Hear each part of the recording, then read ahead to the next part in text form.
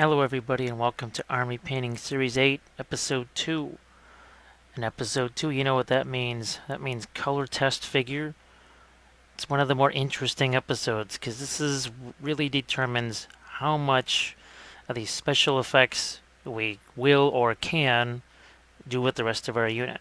Because we'll sort of keep track, a little bit of a internal timer. How long are we spending on, say, the cloak? And you can see here from this is, well, a sort of a color test figure. But this is our shimmering cloak. Now, I'm going to try and turn down the color intensity here a little bit. But the lights themselves, see how there's a little bit of a shimmeriness to that? Well, that has a little bit to do with this right here. And this is another thing we're going to experiment with. I've got one or two other videos with this, but this is the first time we're trying to, say, simulate something along the lines of a silk cloak. Because with these warrior sons, everything in Wikipedia and all the stuff I've been told is that they have these rainbow cloaks. Now what I'm going to try and do is somehow simulate transparency on these cloaks. It's a little bit tough here because obviously there's nothing behind it. Here, maybe. See, even here I tried to do a little bit in these folds of the cloaks. And then their swords also. They were almost... It wasn't just like metal, it was almost like it was crystal or something. So we're going to try and get even a little more magical type stuff going on with the sword blades. You can see there's even some more purples in here. Actually, I'm going to crank my color intensity back up here. Let me take the brightness down a touch. Now, I may not do it exactly like this one right here. The cloak might be more subdued in colors. Just because... yeah, it looks a little bit different in person than on screen. As you can see here, there's some purple in here in the armor. Got a few pictures here. These are actual printed images. So you can see just how shiny that armor is. And I think you can get a little sense here of that cloak and just see the rainbow nature of it because you got two different things there. So once I saw that, I thought, okay, yeah, we'll somehow try and replicate this. Aside from that pearl white that you saw, we've got the usual. We've got our liner paints here, all from Reaper. Actually, the vast majority of these colors are going to be from Reaper. We're certainly going to rely on the clear colors they've got, well, sort of the full rainbow out here. Green, red, yellow, blue, purple, even got a magenta. And the idea is, as I think some of you have seen that video before, is you essentially mix these two together. And what that does is it gives this a little bit of that sparkliness. And of course we have the typical off-whites here. It's our reddish off-white, and this is our bluish off-white, maiden flesh maggot white. As I said, we may never use something like the green liner. Maybe we do. I always have them out here anyway. And one of the things we always have out, that's our craft brushes. Here are the number 8 rounds.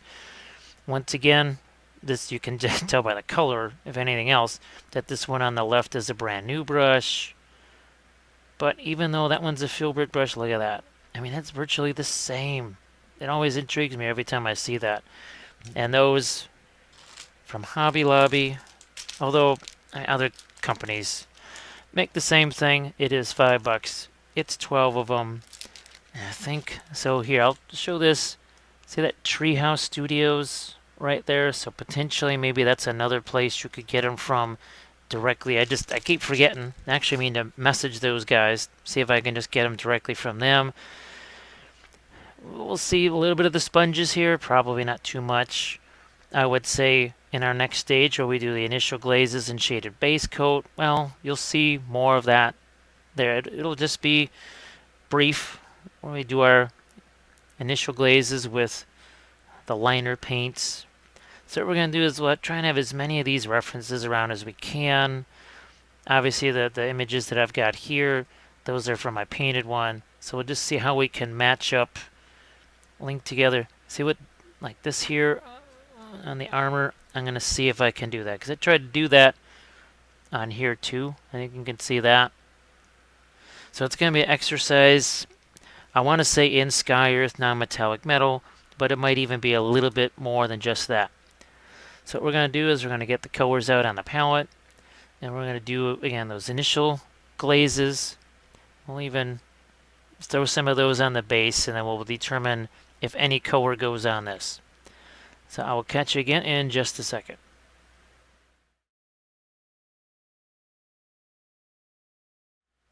We have a few real basic colors out on the palette here. Nothing much to start with. We've got gray liner, blue liner, brown, sepia. I'm just going to do that initial glaze, and what that doesn't entail anything super earth-shattering. I'm just going to take some water here, get some washes going out of this, and here we go. There's your brown liner. We'll go with the blue here. And as usual, I'm just going to go right over the top of this. And as this dries, I'll show you a couple of Badger Steiner Res colors that I usually use for this primer shading, primer painting, well, whatever the heck you want to call it. There's really, again, there's nothing about it that's earth-shattering. It's just starting out with some darker reddish brown, and then working lighter, usually up to that sort of tannish color. And you can see I'm focusing on the blue and gray liners here for the figure. We'll go more of a brown liner for the base. But now that we got this in here, just going to take our sponge and take away some of the excess. We're not trying to take it all away. We want to leave some of that behind, because it does more than just shade this or make the darks darker. It does that.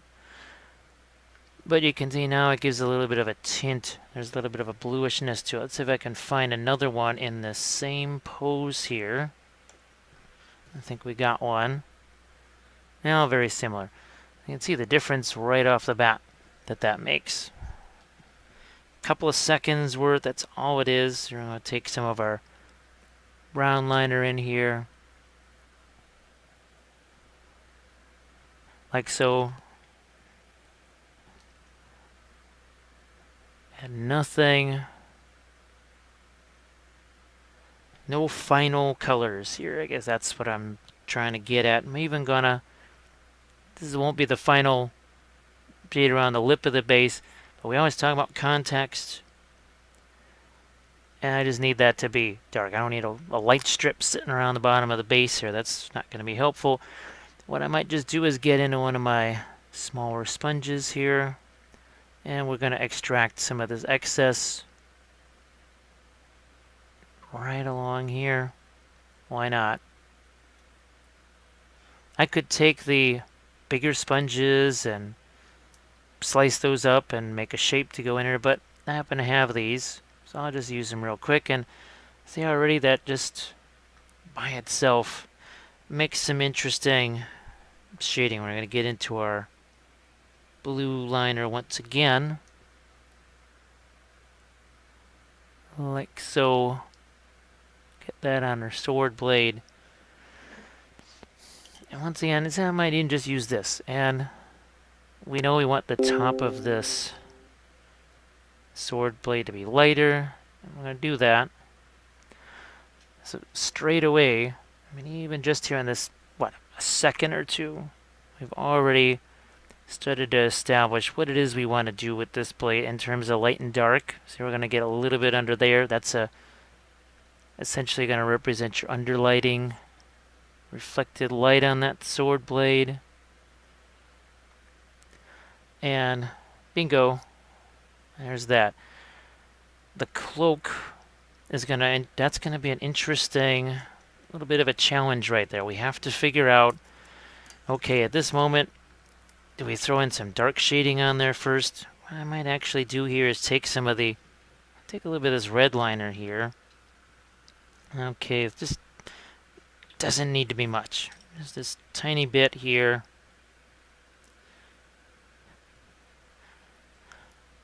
And now we'll hit that rope, because I gotta have something there. Can't just have it be primer.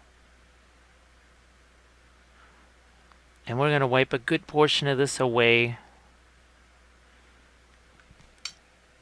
with our big sponge.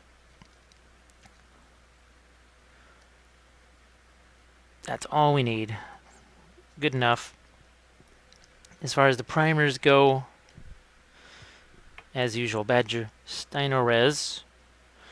And this is that reddish brown that I started with, and I think I even threw a little bit of olive green or camo green basically in between. And this is one of your final over-the-top dustings, is this sort of a light tan color. It doesn't have to be anything precise, because as I grab this one back, you can see how there's a little bit of that reddish brown that shows through, but now we've also then tinted it more along the lines of the blue. Now there is a color here, and there's a few of these, just to show you sometimes how there's similar colors but with different names. And this is all on the Reaper line. Now this one, I don't know what this, oh, it's supposed to be like a verdigris. Okay, I can just barely read that there. But then we've got this ghostly moss and mint green. You can see the ghostly moss has a little more blue in it. The mint green is a little bit more towards the, well, greenish side. So they all three of these, well, there's some subtle little differences between the three. They're sort of the same thing. Let's just go with the ghostly moss here. Moss, for the heck of it. We'll put this out on the palette first. Some of that. And I'm gonna do some of the maggot white here too. We'll just get these over here.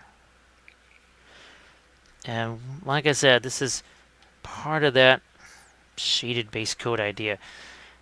Now the brush is, like we say, more of a filbert type shape. Let's get in there and do some stuff. Now I'm going without the glove on my hand.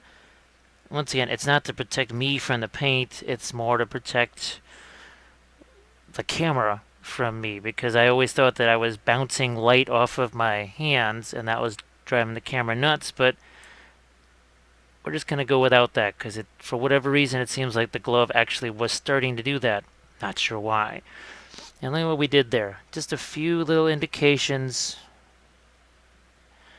and it's relatively transparent. I'll just make sure that this is in focus for you here, because we're relatively close to the miniature. Paint is still on the wet side underneath here. Let's see, well, I've got that filbert shape there. And it's a sort of feathered stroke over the top. And I was just going over this weekend at a convention. See, look at how I'm holding the brush. It's almost like I'm, I don't know, holding a cigar or something. Instead of this, the death grip here. So it's like this. And I'm at an angle here. And so lets me just, I mean, for lack of a better term, just lets me sort of caress the paint over the miniature. I know that just kind of sounds wacky, but it's kind of what I'm doing. But already we're starting to establish that as a little bit of a shadow area there. Here, let's get some more of those. You can see that there is some of the blue liner has gotten into that. And nothing here, none of this is any kind of a final permanent thing. We're just essentially feeling our way around the figure. So we do the sword here. All we're trying to do, position a few colors, a few values. Now, it'll be different when we tackle the unit as a whole. It's not going to be wet at this point, because what's going to happen, obviously all of that initial glaze or wash or whatever you want to call it, well, that's going to dry. That'll all be dry pretty much, because we're going to be doing at least, 10 of these guys, I think. Something along those lines.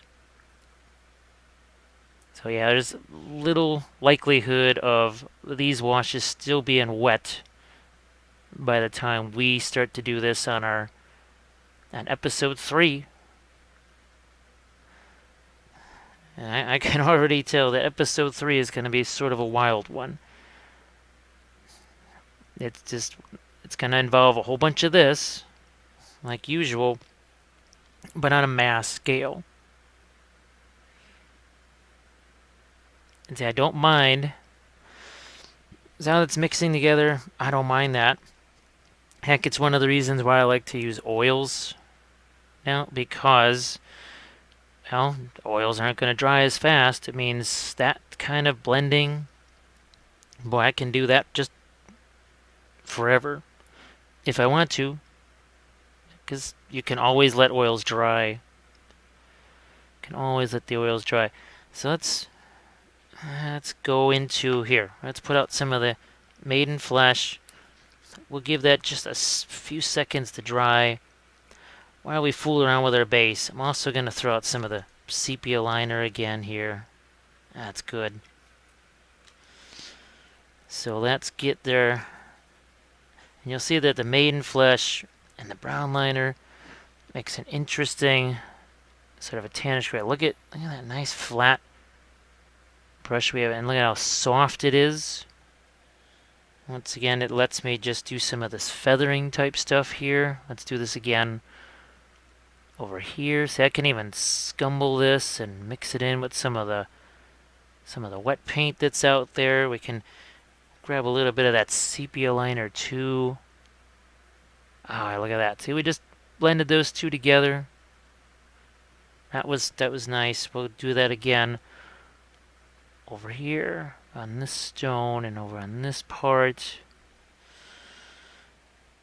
Don't necessarily want this to be too light, as then it just starts to fight a little bit with the figure itself. We certainly don't want that.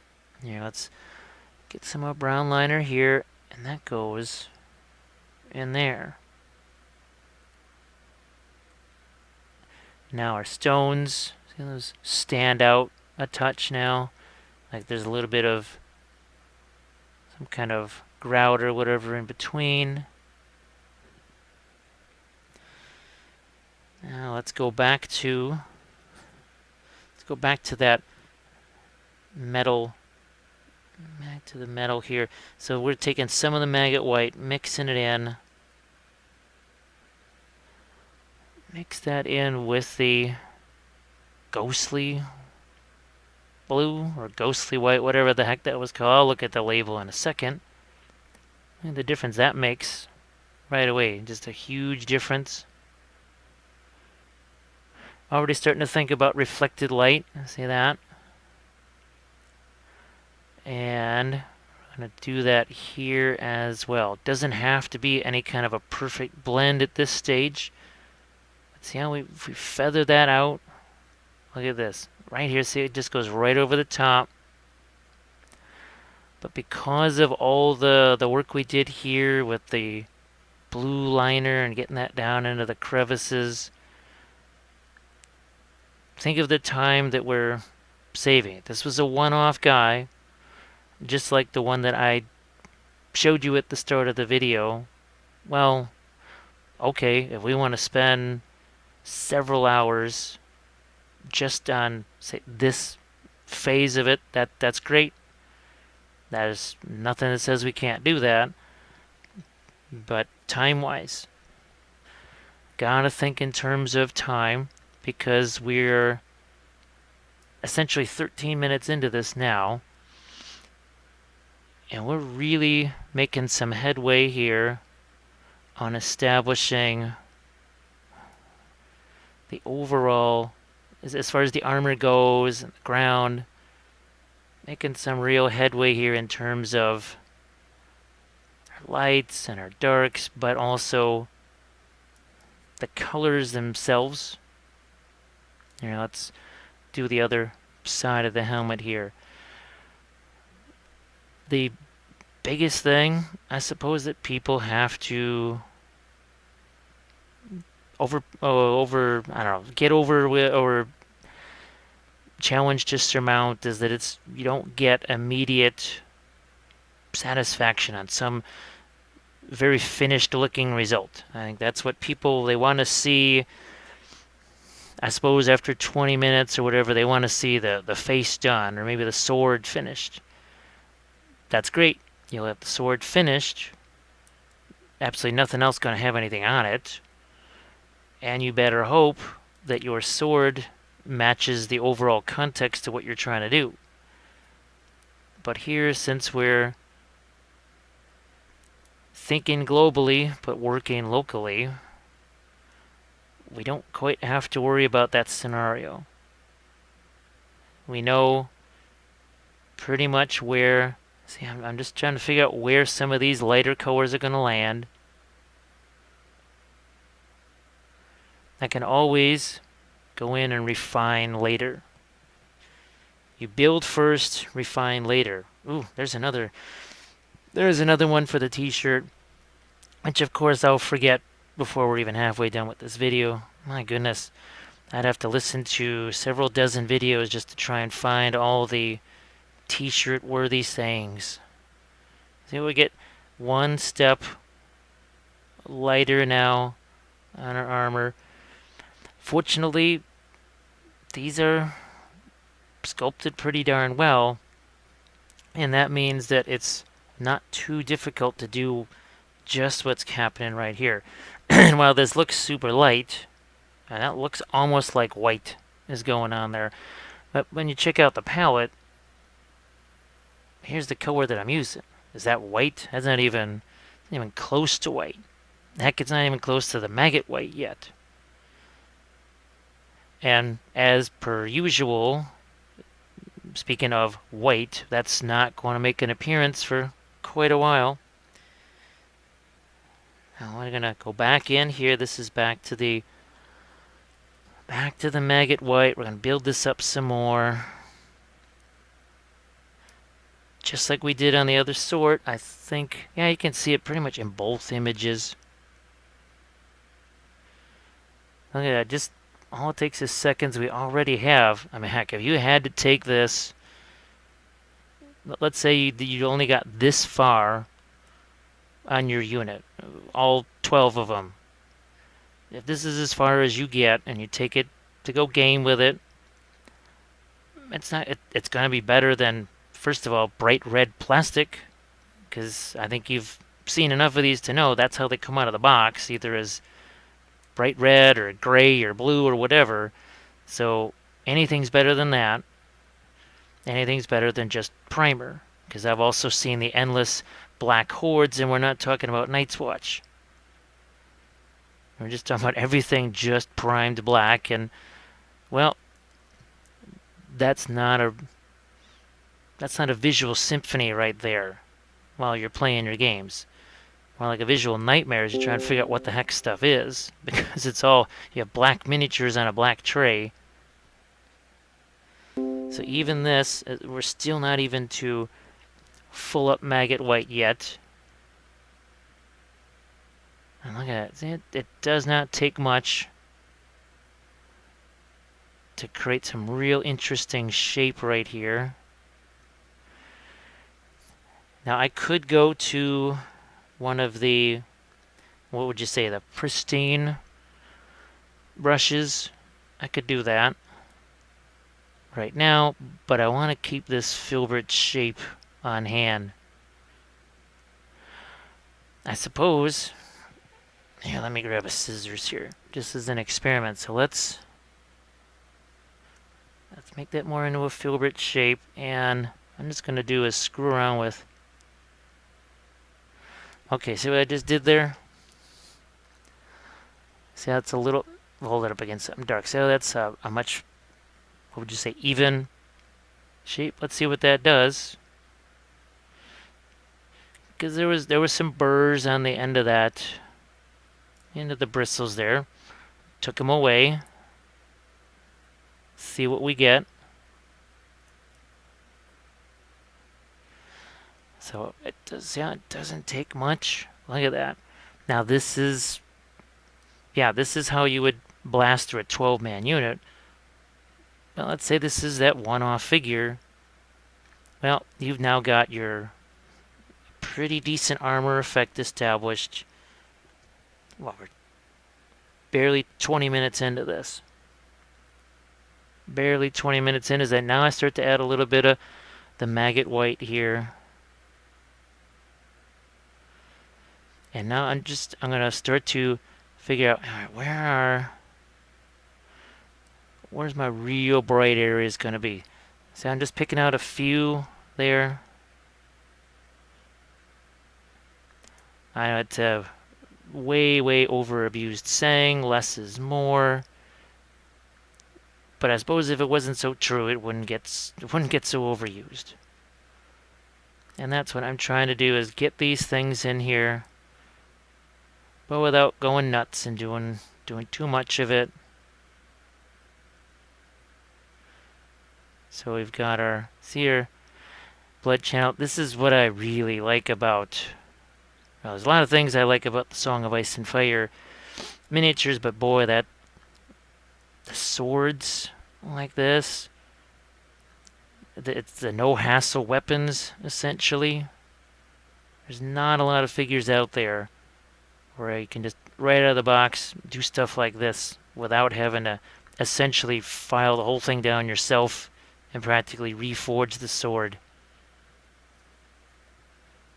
We talk about that currency of time. Think of how much time you're saving, because you saw, okay, we spent a couple hours in the basing video. Well, we just spent 2-3 hours not having to reforge a bunch of swords. Now that the 2-3 hours we spent on basing, well, it's a neutral, it's kind of time neutral. We didn't have to spend any extra time overall. I'm going to throw in a little bit of lighter colors along here. Oh, we're going to get this here too. But let's not go crazy here. Alright, I'm going to say that's enough. There is a little bit of skin tone out here. Oh heck, we're going to need it anyway. So let's see if we can throw out some clear red. And is it clogged? Of course. Which means we're going to hunt down one of these babies here. Got that push pin type thing.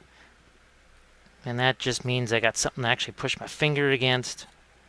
And let's see if we get some paint coming out of here. Yay, look at that.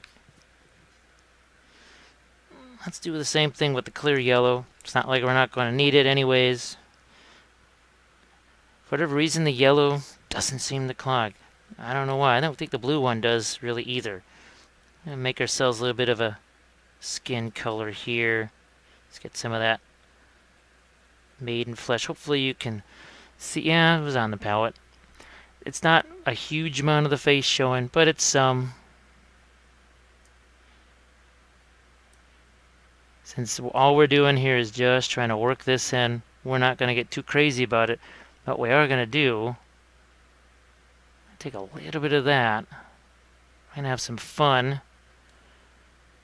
A wee bit of fun with this here. So how's this? We're going to throw a touch of that on the base.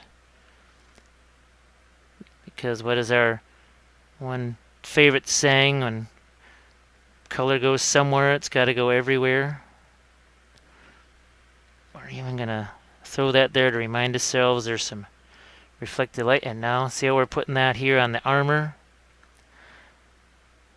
Now here, as much as I'd like to put some kind of earth tone down here, I can't go too crazy with that because it's not really pointed towards the ground. This is eventually going to be more of a gold, but I'm going to throw this here for the time being, and I'm going to get a little more here, and then, oh good, you can see that. Here, I'm just going to go on the inside of this here, but I'm also going to, yeah, just trying to indicate some light. Now I'm just going to do the rainbow in the same pattern. So purple's always going to be on this side, and it always looks like red's going to be sort of floating out there on the end. Now I will throw out some of this pearl white. Nope. I'm going to save that for the next step because, as you know, I like to keep these things at sort of a finite length. So see, I'm throwing a little bit of the sepia liner in here just to knock down that red. Just to knock it down a touch. And I'm going to throw some of this in here.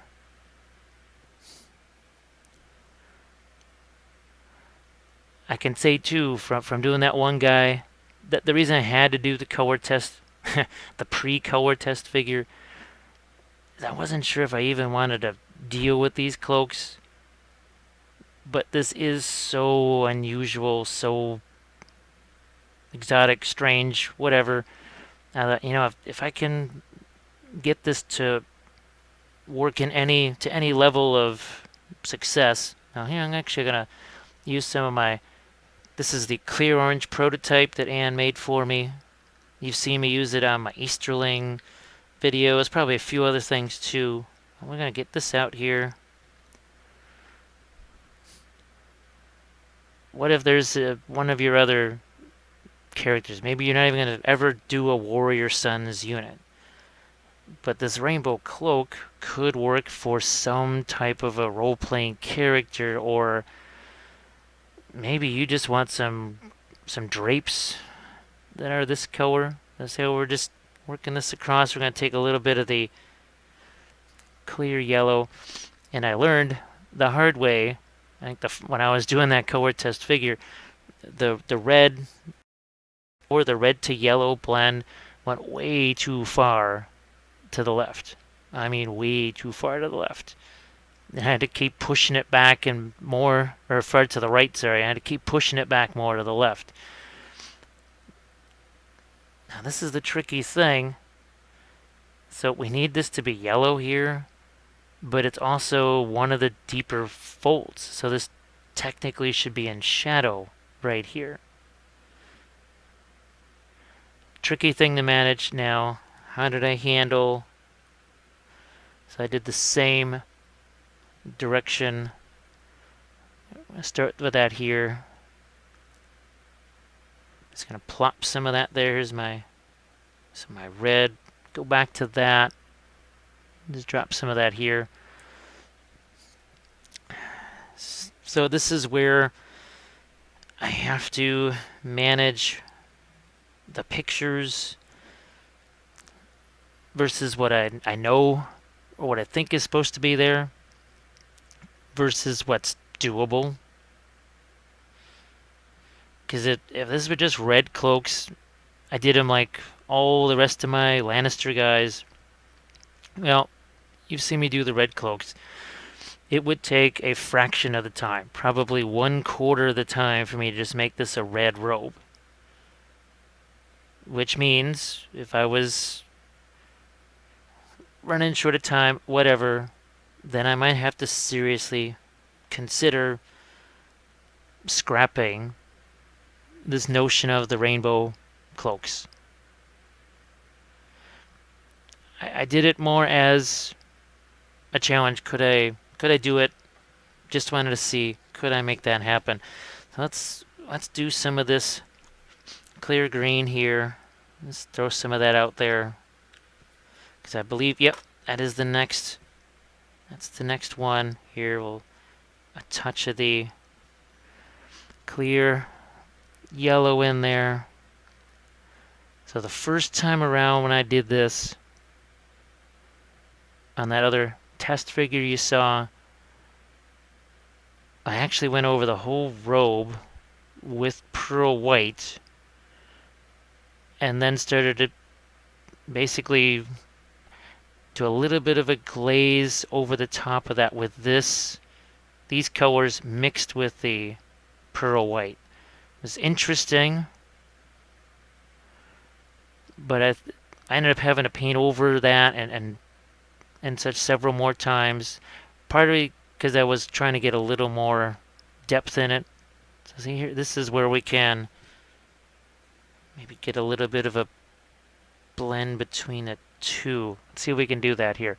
It's not super critical at this moment because, well, we still have to get in there with our pearl. Yeah, see? A couple of brush strokes, that smooths that out. Now, some of the clear blue. That's our next color, but I'm gonna throw just a touch of that ghostly white or ghostly blue, whatever that is.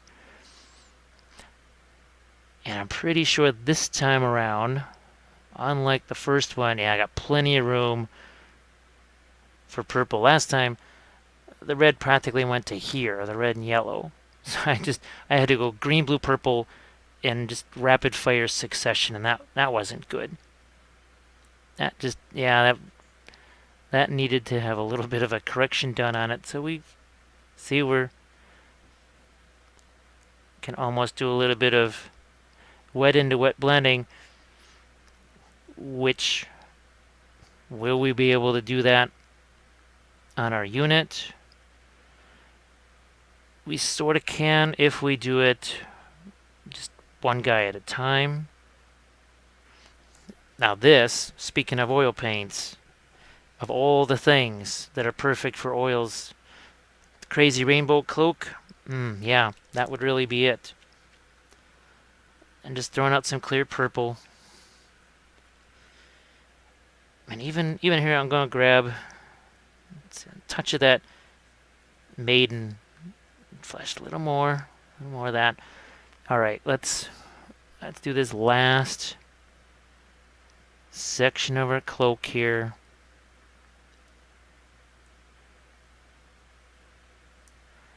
So we've got ourselves a quick, crazy rainbow cloak that we're also now gonna start to reflect on the armor a touch. So I'm already gonna think about that, except I want to lighten it a bit more. This is the other thing, is all I had to do was wipe that off the sword. It was no great tragedy because, well, technically we are still in the shaded base coat part of this. Yeah, see what I'm doing here? Ah, there we go. So it's starting to just cheating a little bit here, getting some of the purple on that. But now we're also going to do a little bit of that on his sword blade. This is very transparent, but it's also what I did. Oh, yeah. Let's use some of that. There we go. Now, for those of you that remember another one of my favorite sayings, this one I don't need on a t-shirt, to remember that blue and green make a really neat, or purple and green make a really neat gray. Well, no need to remember that, because we're doing that. And yes, this is not necessarily green, but it's sort of a greenish blue. Look at that nice quick transition we got here. In no time at all. Here we can even, look at that. And this is just the initial phase here, and we're already starting to get all kinds of neat stuff. Non-metallic metals, sky earth, rainbow robes. So much fun stuff going on. I'm even going to throw in a few little quick darks here. Poof, like that. I'm going to take some of this red liner in red. And just I'm going to pop a quick little glaze for his face. Get some of the darks in there. While I got some of the yellow here. Just gonna slam a few quick yellows on this sword hilt to remind me that it's there. And I'm gonna call that your shaded base coat / initial glazes. So look at that. Okay, that's 33 minutes-ish. Let's just say this is all you want. I could even just put a couple of dots in the eyes. This right here, half an hour. Okay, you spend a few minutes to paint black liner on the base. You throw that out on the table, most folks would just say, hey, wow, look at that. But we got a long ways to go. We still probably got an hour and a half that we'll be messing around with this. Just think of that. If every figure, half an hour a piece, that's what, 3, looking at maybe 4-ish hours to paint that whole unit of 12, essentially. So that wouldn't be too bad, would it? But we're going to keep going on. We're going to refine this more. And we're going to do that. We're going to go into the midtones, and we're really going to start to see what we can do with this cloak here as well.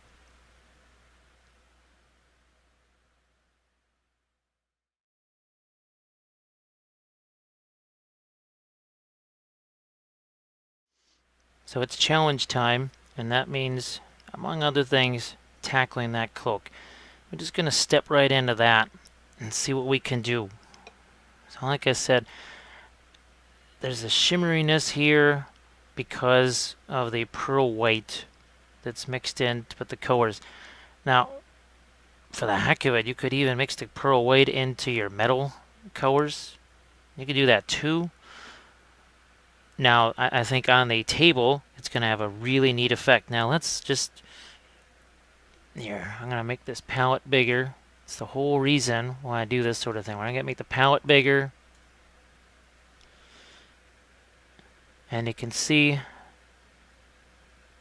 how that has a... See that shine to it? You can see it's a little bit on the thicker side.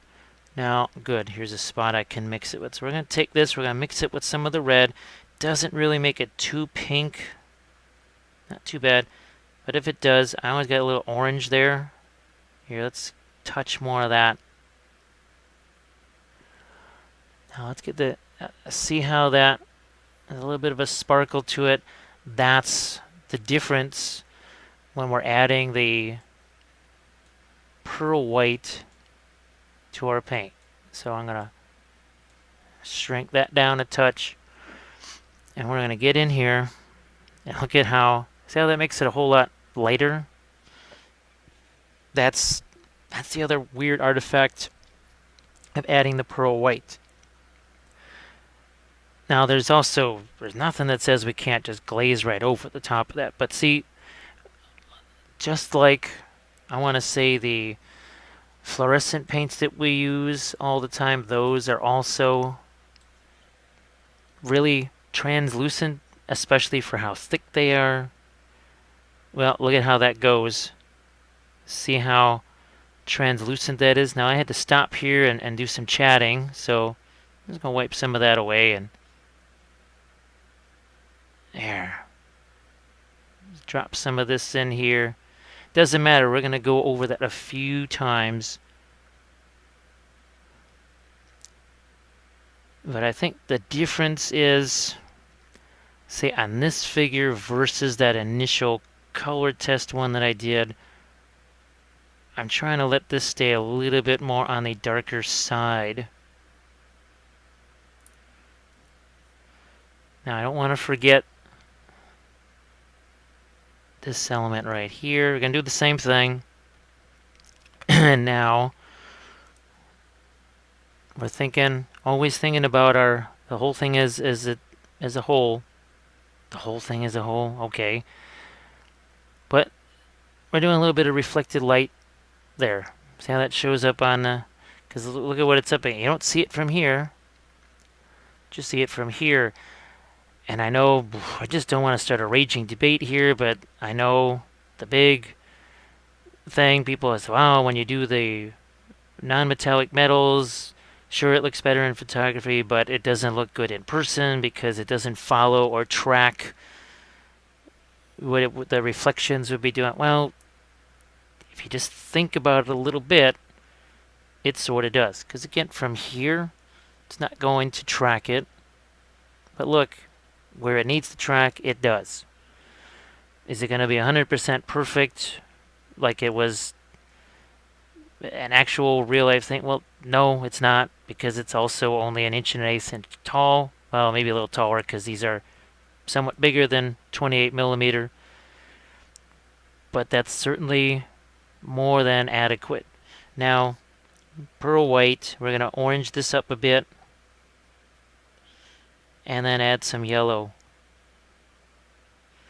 I think of all of the colors that were trickiest to do with the pearl white, yellow, I have to say yellow was definitely on that list. It was not easy. So let's take away some of our excess, and in the same time we're also fanning out that brush a bit. Here, let's take a little more of this away.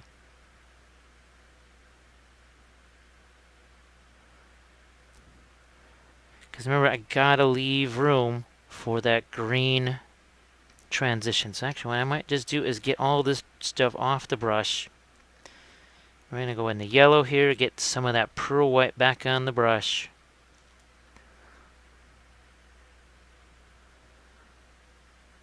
And we'll go right into here again.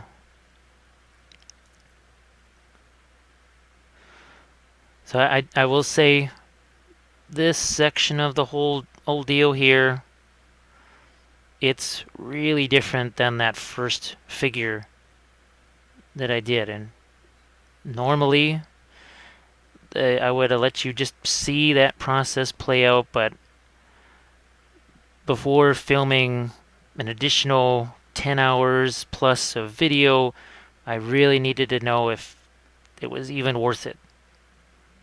And I happen to have a 13th figure, so it was not a big deal. If I only had the 12, then I might not have done that either, because then you couldn't have seen a full unit being painted.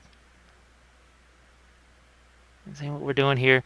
I'm trying now to leave a little more darkness in there, because this, you see how that's all very light. Here we're trying to add, let a little more of the dark show through, because that's about the only way I can make that transparent. I can't have it be white, or lighter, I suppose is the term that I'm looking for, not white. This is tricky. Like I said before, this is probably the toughest part in the entire cloak, because you have an interior surface that technically should be among, I don't want to say the darkest colors of the robe, but certainly not the lightest, certainly not even probably a middle tone. But such as it is, and I'm also going to reflect that there.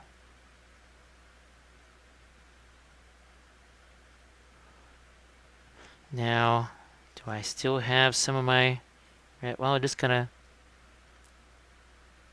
take some of this orange here. Yellow, whoops, get some pearl white in here again. So the other reason I'm doing the pearl white thing, there's a texture difference. I suppose, if you don't have the pearl white, in theory you could use metal medium. So here I'm going to do another little, I don't want to call it a cheat, but it's sort of a cheat. I'm actually shifting my lighter coat over to here. So this is one of those executive decisions you make, or creative license decisions that you make. Just, I'm not quite sure why I just feel like this is the way to go here. But that's just how it's going to be done. That's just how we're going to do that. And if it's your cloak, you do it however you want it. You don't want pearl white or any kind of silky type texture on there.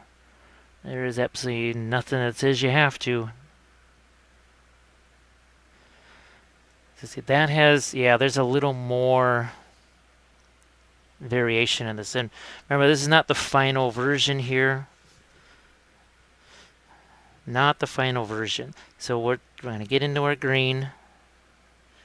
Now again, you can see the effect that I know it's down in the corner there, you can see the effect that's having. So just a touch of that orange in there to take it off of the bright green. And you can see I'm still, now of course each robe is sculpted differently, but I think you can see we're getting a little more shape and shadow in this one as opposed to our other one. Just going to Gotta keep remembering to work in some pearl white each time.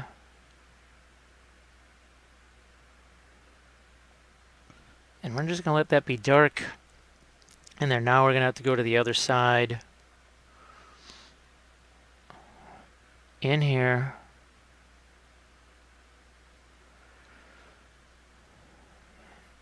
Boy, it would really be interesting to do this in oils. That could be very fun. But that's for another time. Of course, I could try this on a dark sword figure. Maybe we'll do that just so you can see how something like this just might work in oils. Before we do that, we got to get to our blue. And that is going to be much darker.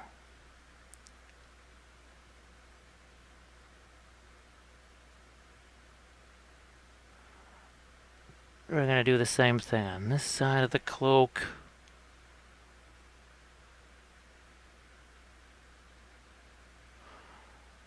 What's interesting, and this is something I noticed on the first one too, the darker the color gets, see how you notice that shimmeriness there?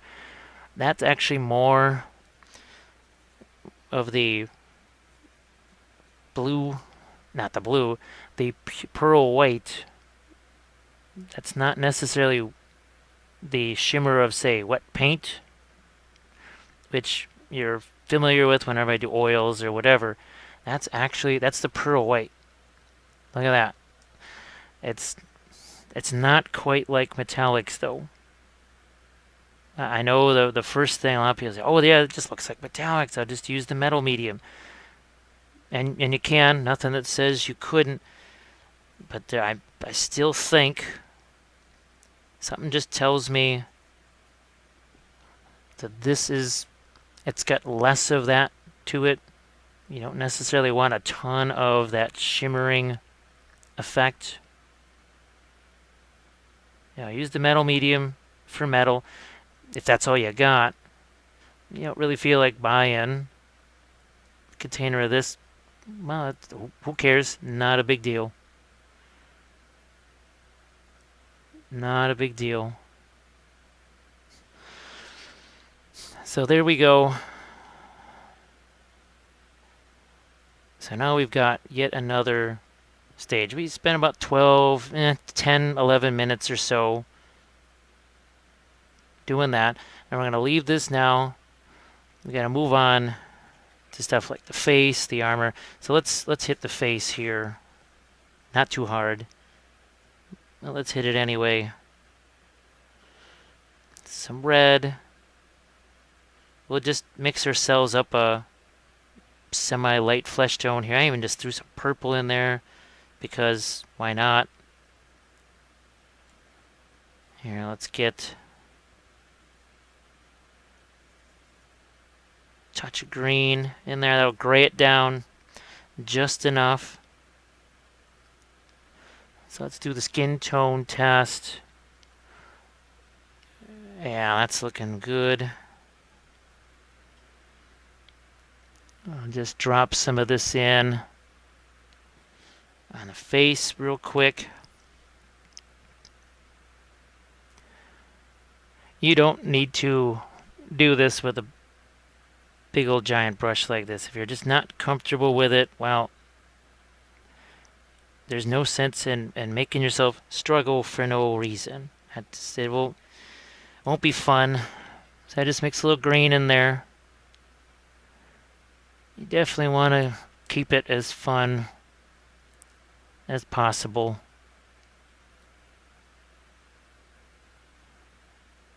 I'm gonna let some of that creep into the helmet here. I kind of like that. I'm gonna get some over here on the sword because why not?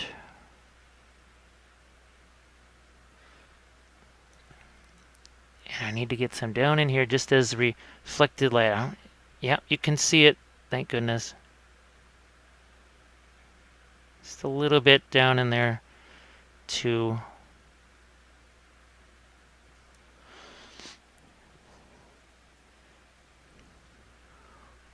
Let's see, what do we have here?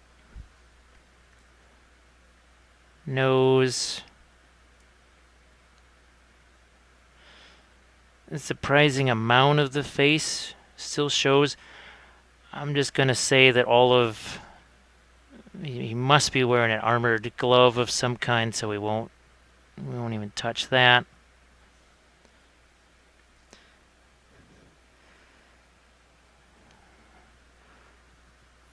Let's see if I can't just, for a little bit of a indication of his eyes here real quick. Talking about threading the needle here. Alright, there's the other one.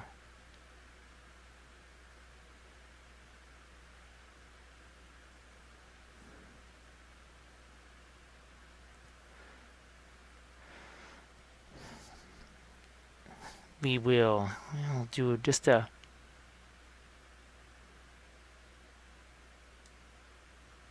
touch more there. Do I have some? Oh, I'm just gonna have to make some more of this green. It's almost like a greenish gray skin tone. It's gonna work its way. I suppose these guys, we wouldn't necessarily want to give them extreme 5 o'clock shadow because they're supposed to be these elite warrior sons. But I am going to take some of this. I'm going to put that on that helmet there. Might even throw some right here. So I'm already starting to think beyond just the face with this. Now this is facing up towards the sky here. That's going to just have to be lighter. Probably not this tone, but I just want to indicate that. Although, again, if it's supposed to be some kind of shimmering stuff, who knows what it might be reflecting. Let's take a look at our pictures here, because you can see it's not necessarily very bluish, is it? Even on our other one, you can see that light. It's almost lighter than it's almost like a lighter flesh tone than on the skin itself.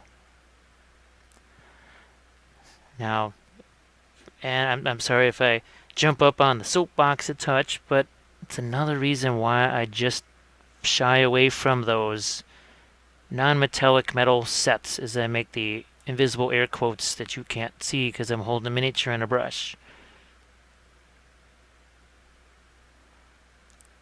So you know what, seeing that picture, I am going to dabble in a little more of these almost pinkish flesh tone highlights here.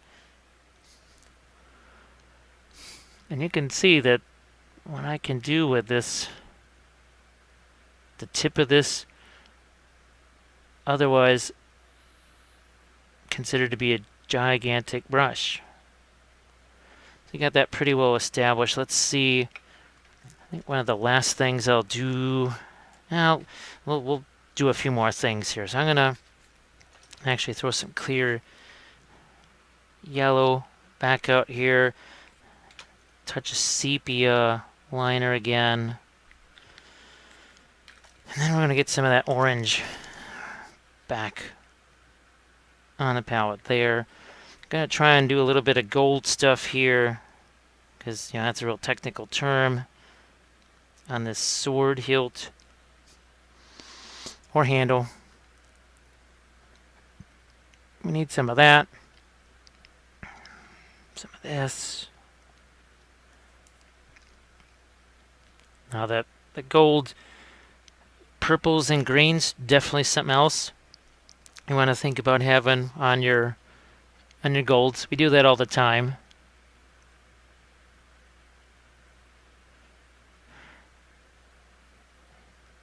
So there could be potentially, when we do the whole rest of this unit, you could be seeing an awful lot of cloak painting, I would say, maybe on episode.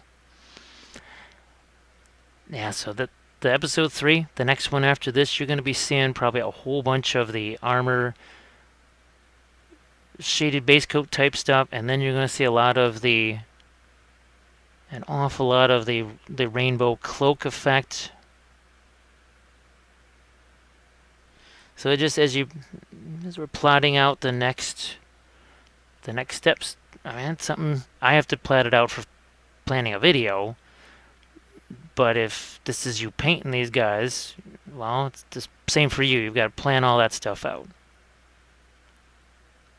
It's all the same.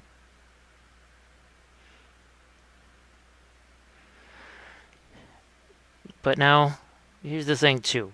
We always want to keep going everywhere. So I said, well, we're not going to mess with the cloak anymore.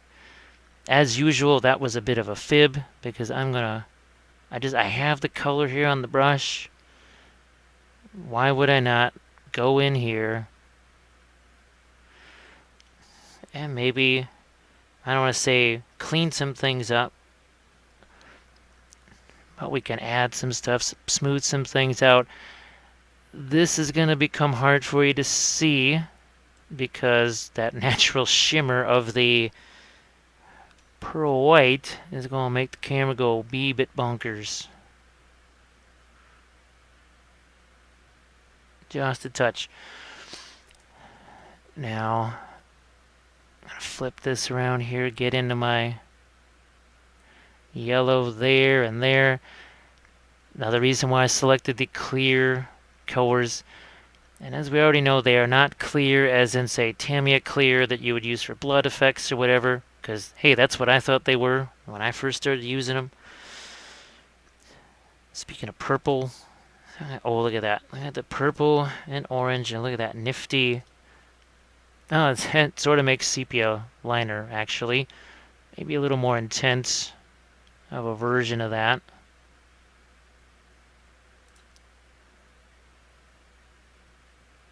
That's why I like it so much. And then, on the subject of purple, good, we still got our maiden flesh handy. Oh, look at this, look at this. This is going to be really fun. We're going to put this on our sword. I actually need to do this, and we're going to put some of the purple in here. Look at that, just a little hint of the purple there. Even a touch on our golds. So purple down here. Let's do that over here too.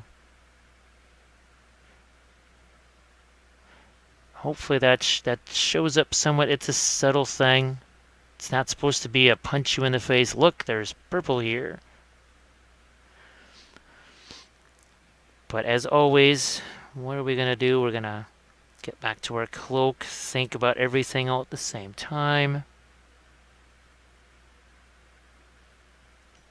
Let's get a touch more. The pearl white, when you add more of it, and this is the difference with the metal medium, it does not lighten things up quite the way when you add metal medium to something. When you add metal medium to something, it really lightens things up. This a little less so, not quite as much.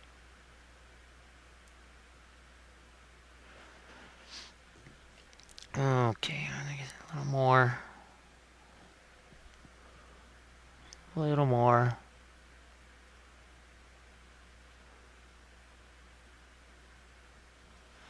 You can see that is not wet at all. That is just the shimmer of the pearl white. And that's just not something you want. No reason why you gotta put it in there. You could say, no, I'm not gonna, that's not for my guy. I'm not gonna do that. Now I am making a little bit more of a reddish blue here. And that is for the helmet, because, like I said, we always got to be moving around here, thinking about other parts. Gotta think of this as a whole figure, not just as a cloak or not just as shiny armor. It's all of those things together.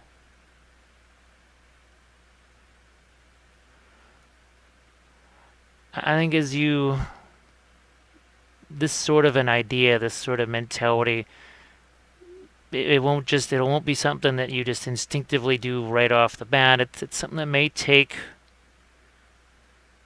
a little while for it to really sink in and adapt to it, which is okay. Now, this is where things get interesting. Oh boy, I'm thinking. So let's see if we can get a little transparency in here. So I've got that same sort of a bluish gray.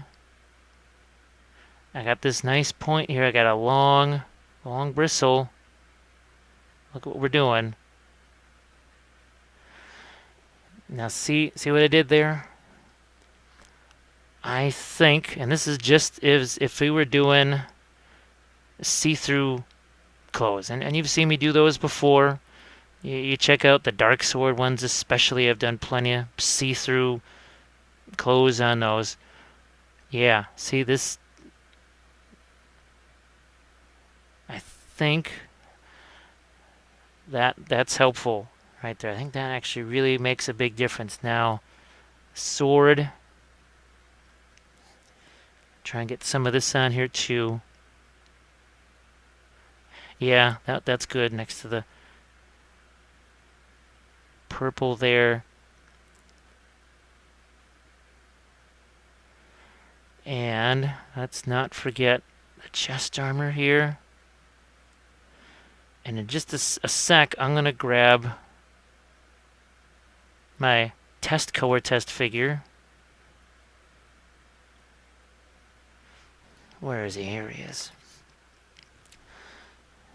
And you can see that's what we're adding here. Look at it, the one shoulder pad there. Now, of course, here, whenever you deal with a unit and you're trying to essentially carry a color scheme over from one miniature to the next in different poses, that it adds an extra layer of challenge. This is the whole reason why I'm choosing these. Yeah, these are things I need to get painted for battle reports and other things, because I'm sure you want to see those too, and it's the whole purpose of making an army is to actually use the darn thing. But the other reason we're doing this here is so you can maybe see how you just slightly alter something. Okay, because his arm is in a different position than the other one. Maybe even the armor is sculpted slightly differently from one to the next. And how do you negotiate those differences? It's something we've had to do since the very beginning because, well, when we started with Blood Bowl teams, and now you're potentially talking about not just different poses, but entirely different types of players. And yet you still have to manage that one color scheme, despite maybe one guy has a shoulder pad, maybe another guy doesn't. So these are some of the complexities that you're also going to have to deal with. Okay, a little lighter here. Where are we at? There. Let's get these fingers here. There's virtually no fingers on this hand. I'll paint these in real quick. Now I'm going to take some of that purple and blue touch of the, give me more of that sepia liner. This is sort of making a grayish here. And all I want to do is, these are some, it's barely even a glaze. It's more of a line than a glaze. So I needed to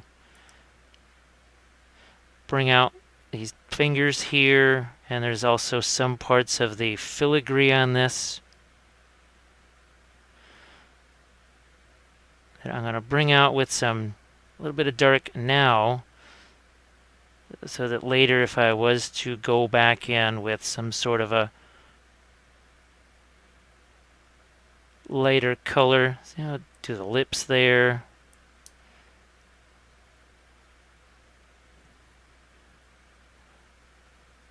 Even thinking about a few key darks maybe on the helmet at this stage.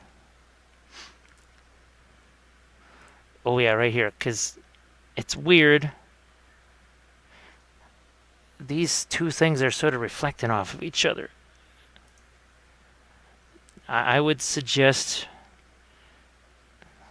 you don't have to, but I actually went to different Instagram pages of cosplayers and folks that work with armor, and I just would check out their stuff, and the more of their armor that I looked at, the more I realized that armor has a tendency to reflect against itself, with some interesting results. Where are we at? Okay, good. It's on camera for you.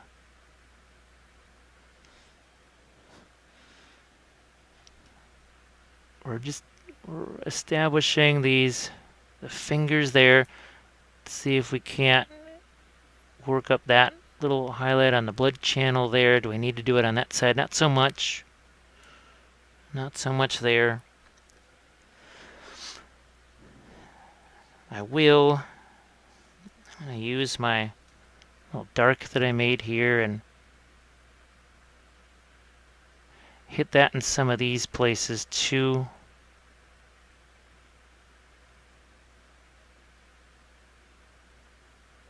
Because you can go crazy just, yeah, light, and then you say, well, wait a second, I can't, there's no more contrast. Well, all you added was light. You need some dark too. So what we'll do is, now we're going to start to refine some more things. Maybe we'll go back into the cloak, but we'll probably we'll refine in several areas at the same time. Also maybe do some more on the face there. We're going to take again, start to maybe even add a few highlights. Some of the more sparkly bits on the armor here too. So you might even see white out on the palette. And we'll be right back with that in just a second.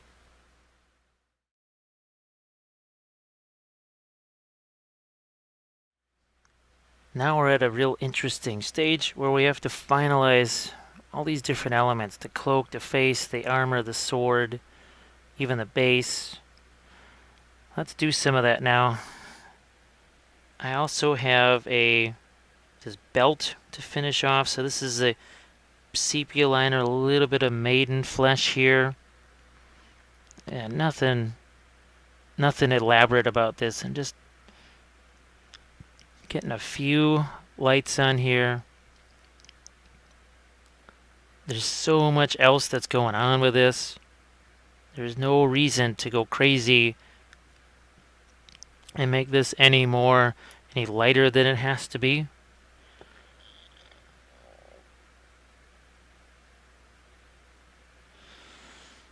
Now let's get ourselves a little on the hilt of this, the handle of this sword. Sorry, let's get a little more detail. Just see, we're going to highlight a few of these. Same thing on the other side, because we have the dark. Now we can show the light.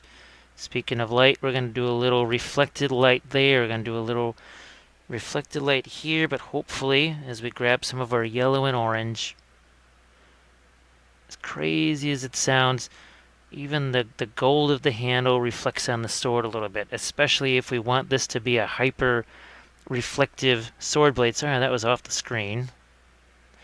Doesn't matter, we're doing it on this side too. I want to do it over here.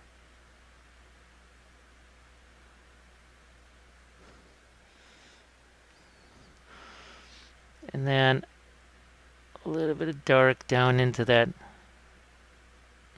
the blood groove there.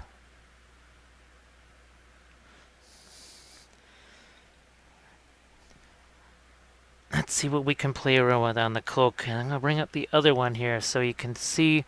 Now these, I'm going to use the sword to point to it. That and that over there. It's actually painted in. That's not just the pearl white shimmering there. So we got our clear red once more. Taking a little bit of that orange in there. Make sure it doesn't get too pinkish. See, look at that. Look at how I rotate that around and it changes. I thought that would be really interesting. An interesting effect to have. And as I see this, because one of my plans that I'd like to do is do the, what is that? The true metallic, the TMM. I'll just use that term. Wanted to use that on I have the whole Stark army there, and I thought maybe I could do that with metallics, because people will want to see that, because a lot of folks maybe don't want to use metallics, or they don't want to do it in non-metallic. So I thought that could be an interesting project there, and be helpful for folks. I try to, since I'm always talking about giving you options. Now see how we're doing that? It's a little bit of pinkish there. Yeah, now you can see it. And less where I'm just sort of handing down rules. Oh, here, you do this. This is what you do. This is what you do. And then, well, hey, what if I turn it into something where I have to then learn also? Where I've got to, okay, how would I do Starks and TMM across an entire unit? For me, that would be something totally new and different. I'm going to ask you guys to do stuff that's totally new and different all the time. Stands the reason maybe I should do the same thing. All depends on, can I get that on camera or not? That'll be the big deal. Or the deciding factor as I take some yellow. Yeah, I think I can turn that in a way where that, I think you can see. I'm going to look up here to see. That's better.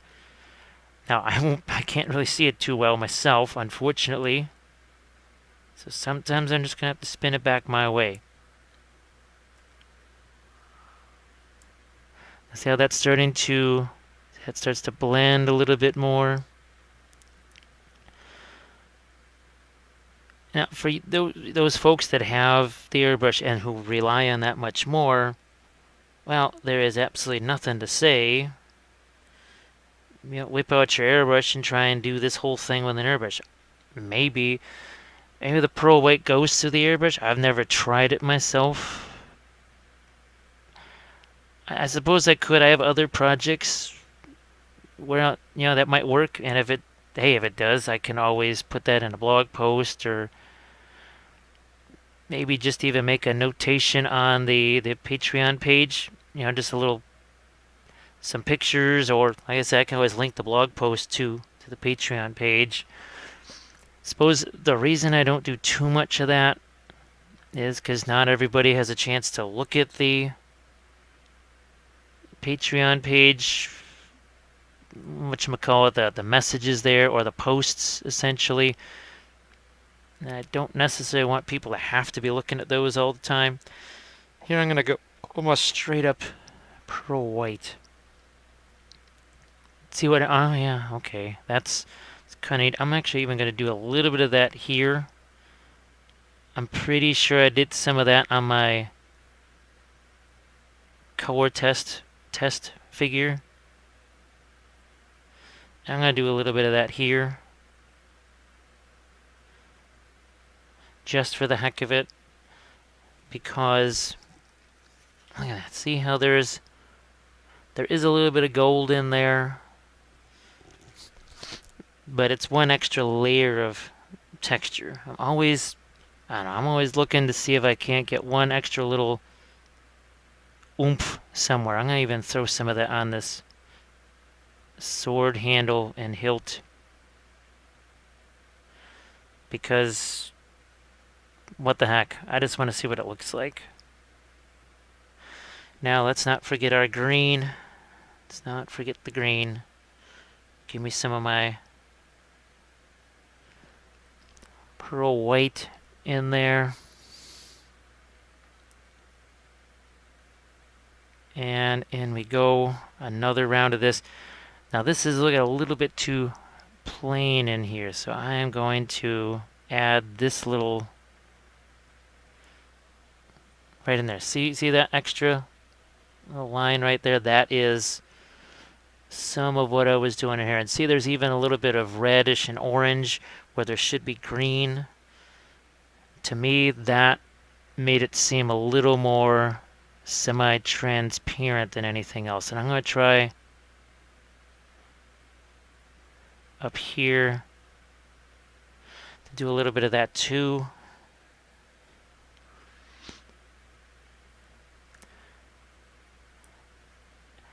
And this, I may have to do some slightly different approaches too on the other, because there's technically still 2 other poses yet to go that we haven't really seen yet. As I'm going to get into some of the blue, the clear blue, and that may also require a different method, or just a little slightly different approach than what we did here. And sometimes I try not to be too rough on people when they say, well, that doesn't apply to what I'm doing. I say, well, maybe not on your specific project right now, but down the line, you may really have wished that you said, it's sort of, what's the whole thing? And I know I said it too, I'll never need this in the rest of my life. Never going to need it until you sort of need it. And then you find out, well, maybe I should have actually given that a try instead of just say, well, I'm never going to need it. That doesn't apply to my current project. It's always possible at some point you could find yourself now suddenly doing a project that really needs it. Let's get some green here on the inside.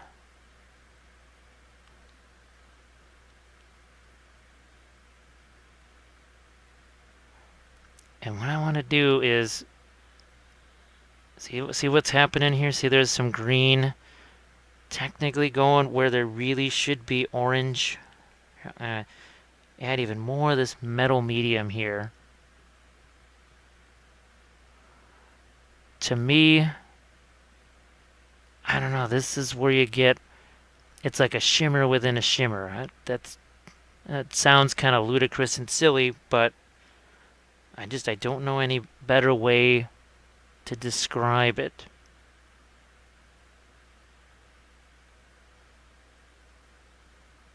And because it is more pearl white than green at this point, oh my gosh, it's probably 70% pearl white. It's not going to really seem to be, yeah, look at, see that? Oh, now you can see it. Look at that. See, there's some green there. That is what I was after. I was after something like that. Now, here's another, I don't even know if I can get these things out of the shelf here. But these are from Blackheart Models. This is wax, actually, here that you sort of scumble on.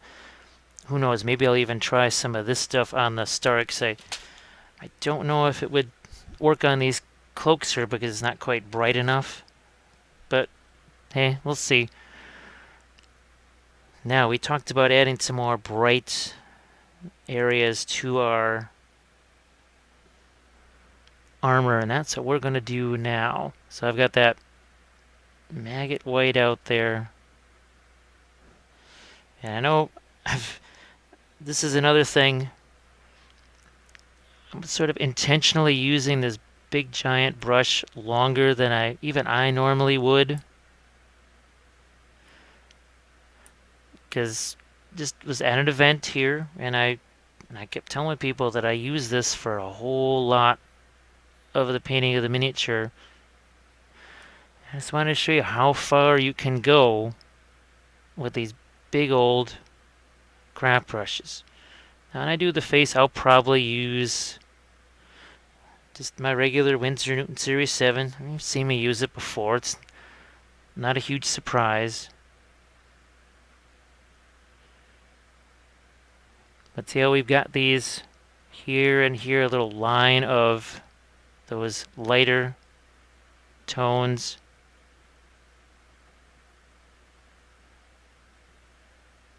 And let's do that here. Now, I want to make sure I get a little touch of blue in with this too. Just a little bit of that clear blue. And the idea is we have this, see, this is going to run down a little bit. This is going to run up a little bit. And we're sort of alternating these shapes here. It's something I see all the time with armor.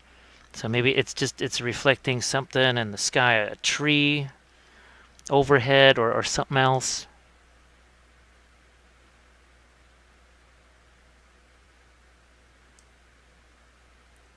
And then here's the same thing. So I'm just going to do a couple more of these, and then I'll see if I can find one of my smaller Winsor Newtons, and we'll shift to that. Now up here, this is almost like it's a gemstone, see a little touch of that. And I believe you saw me doing it. I did that on the other figure too. So we need one on this side.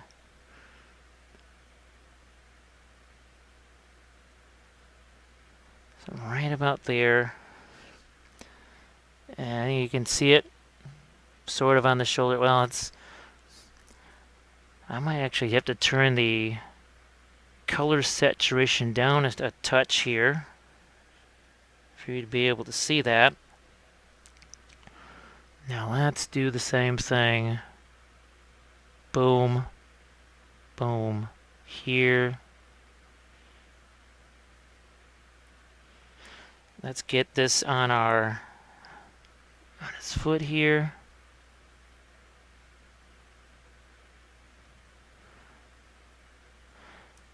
But it's not enough to just have that highlight there. We need more. I don't mean more highlights necessarily, but here, I'm going to get some of that sepia liner involved here.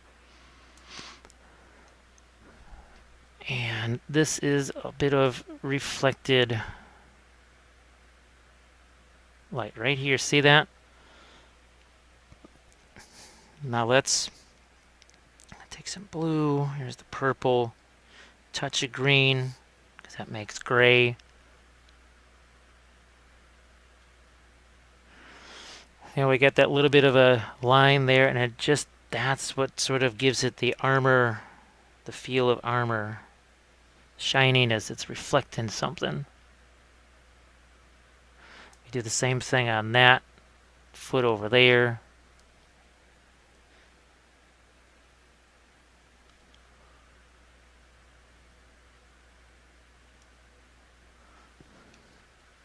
Alright, so I will grab, what the heck, let's see if we can't find ourselves one of these little Winsor Newtons here, and I'm going to grab myself some red liner. Some red liner. See what I can do in terms of eyes. I may have to hold this where it's hard for you to see it. Hopefully not.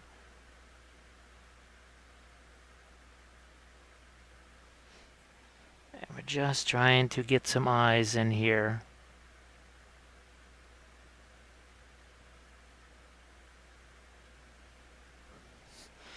Now,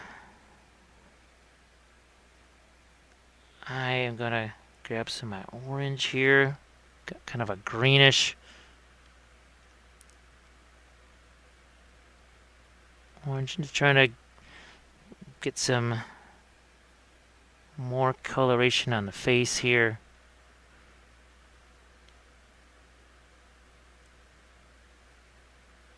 Hopefully you can see I'm adding some highlights to the cheek there.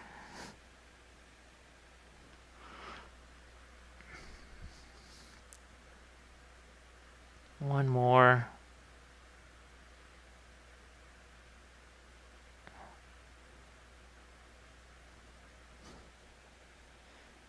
And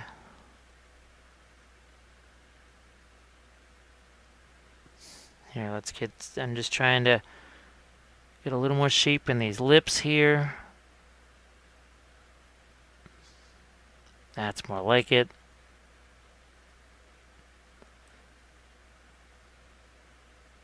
And then here,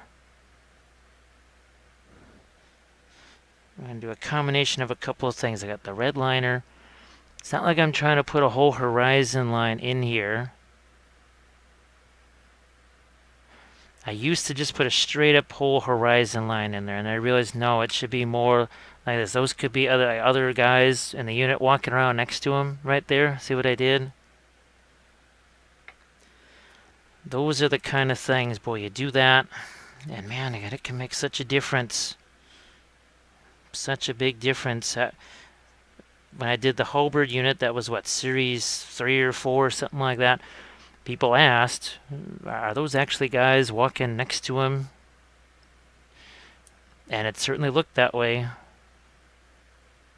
So if you want the same effect, that's one way it can get done. Now I'm getting back into my same sepia liner here. I'm trying to lighten that up a touch. Once again, something like this. Or maybe that's the guys walking next to him. That's what it's reflecting.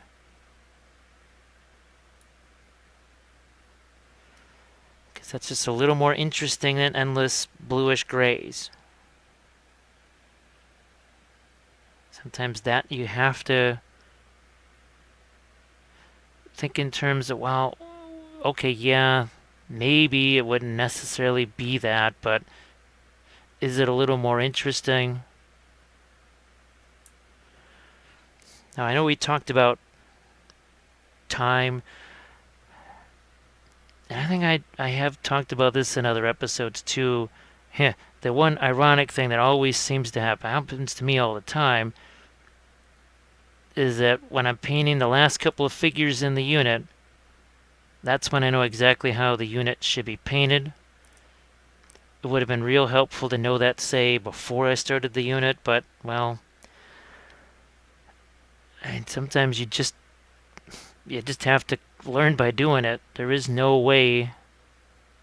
See what I'm doing here? I'm adding another level, an intermediate little band of lights there. Now let's do the same thing here. We're going to get to some of this. And that's what we're doing. Another one of those intermediate bands of lighter color. I'm even going to enhance that with some of the maiden flesh type color there. And most people probably never ever freaking see it because it's buried in a whole unit. So is it worth it to you to do that? It may not be. And if it's not, hey, then no reason to kill yourself doing it. For what I want to do, I want that in there. And now we're with a little more reflection there. Same thing here. There. And what I'll do in the final segment, where we're just really doing the final little detail, that's when I'll pull out some actual white, and we'll mess around with that. Because we haven't done it yet. We have not. We've done all of this, all of these what looks like pretty heavy-duty highlights and such. Absolutely none of it done with white. See, just adding a few little sparkles in there really helps. And sorry, I just don't know any other term to call it that, so I'm just going to refer to it as little sparkles.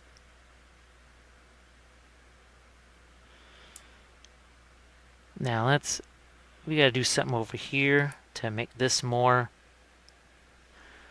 a little more of a gleam and shape to it, so we'll just do that. And where's my red liner? Here it is. This also needs a dark here. We've got plenty of light. But see, a few touches of that. That is also that edge stuff where I talk about the hard edge, sharp edge. You work in a little bit of a sharp edge here and there. Boy, does that's the type of contrast you can't get any other way. You can have the light versus dark and the opposing color, but sometimes you just also have to have hard edge against the soft edge. I'm also thinking here, yeah, it's so tempting just to make that part of the shoulder pad just dark, but when you incorporate a little bit of light in there and then actually reflect that onto the shoulder itself, that really can make a difference.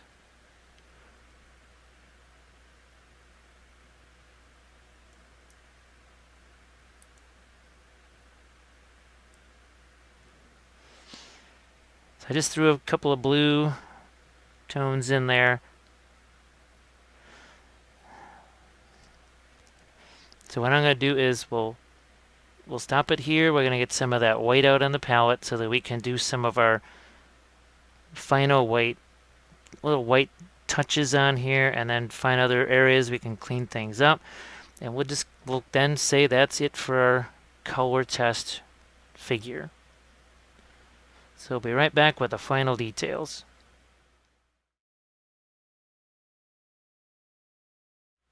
Okay, so who's ready for some final details here? I'm going to say I am. I just threw out some of that pure white out onto the palette, and I'm going to find a few places where I want to really add just that extra little bit of sparkle. And this is another thing, just like anything else, like rust, like chipping effects.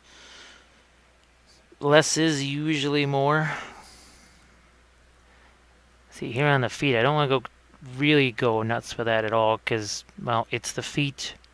It should not be as intensely highlighted as, say, top of the helmet. That's why we're going to migrate up there as fast as we can. So we're already working our way up here. And sometimes all it is just a little touch here and there. Like, is that on? Oh, I'm going to push that down a little bit. I tried to get the camera zoomed in as close as I could. See, we're doing that on the sword handle here. Just finding a few places, again, on the shoulder pad. It's not all the way around. We're picking a few points and doing that. It's really important that it is just a few points as you do that. Not everywhere.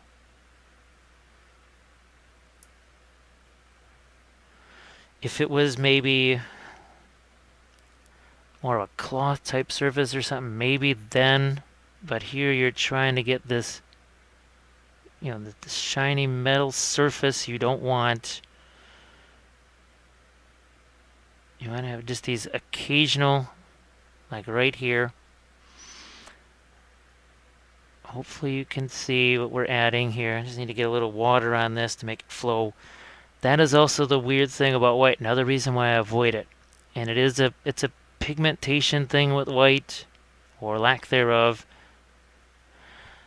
doesn't really want to flow terribly well because it's basically got that titanium white in there.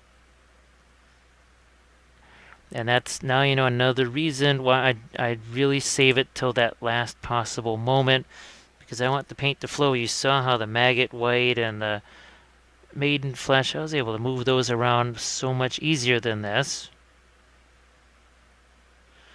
Now let's see if I can't get a little bit of a highlight on this blood groove here.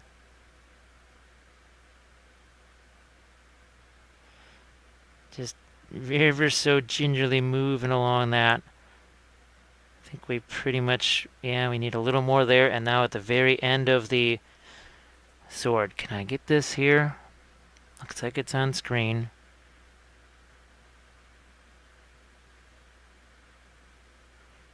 I saved that till the very last possible second. And now it has a little, that one little extra bit right there. Now it's even blending in right with the palette, because we actually do have we have white versus white.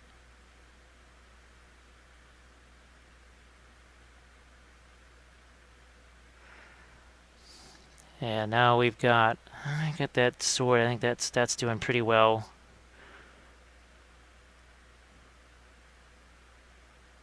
And the emblem here, we bring out some more pieces of that. I also have to think about on the back here.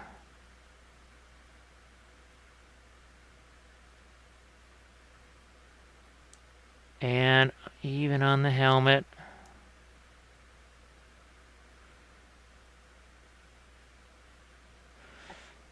So these little variations like this, and like those, that's what gives it the appearance that he's walking next to something instead of just standing next to, I don't know, a brick wall or whatever. I don't know. It gives him a little more setting in his environment. And I need to get a little bit of this blue. I'm trying to almost reflect some of the armor plates onto that. This certainly needs a little more light over here, but I gotta...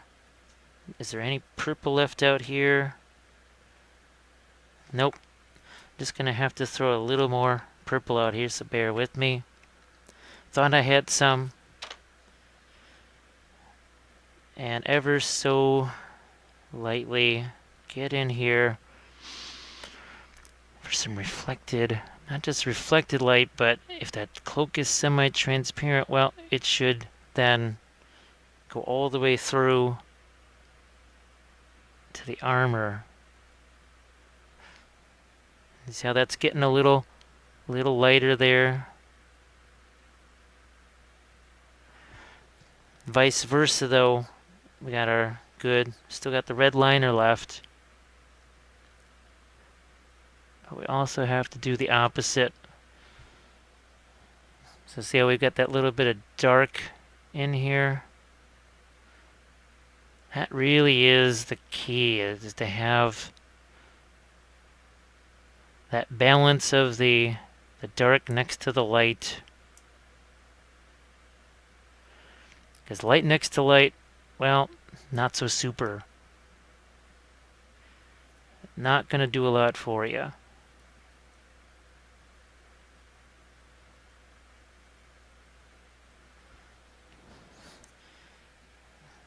I'm going to get... Yeah, I'm going to see if I can't get a touch of purple in here. What the heck? What do we got to lose?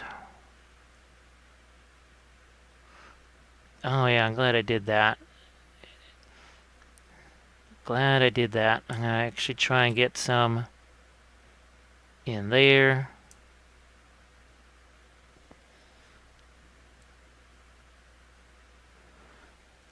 And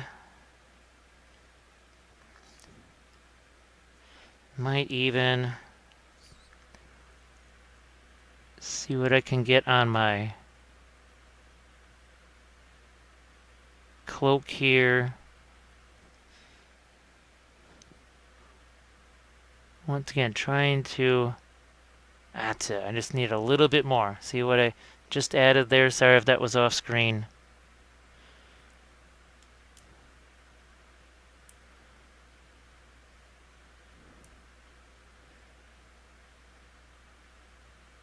Now let's not forget some of this stuff over here.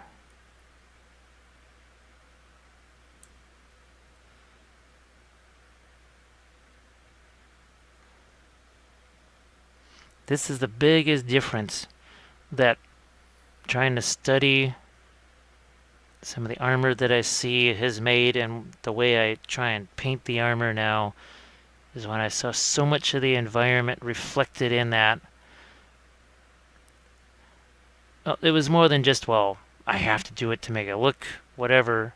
It seemed like it would be fun too. And that's a big part of stuff. So what we'll do is we'll say this one is...